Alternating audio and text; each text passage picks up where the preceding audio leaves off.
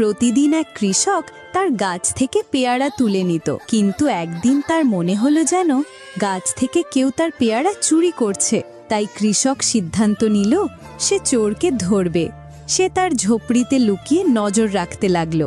পরের দিন একটি কবুতর গাছ থেকে পেয়ারা চুরি করে নিয়ে গেল। কৃষক সঙ্গে সঙ্গে তার পেছনে ছুটে চলল।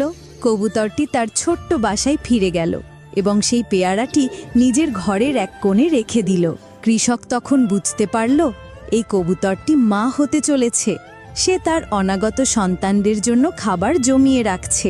এরপর একদিন হঠাৎ আকাশ কালো করে প্রচণ্ড বৃষ্টি শুরু হলো। ঝড়ে কবুতরের বাসা ডুবে যেতে লাগলো। তখন কৃষক দৌড়ে এলো এবং সেই কবুতরকে নিয়ে নিজের ঘরে নিয়ে গেল।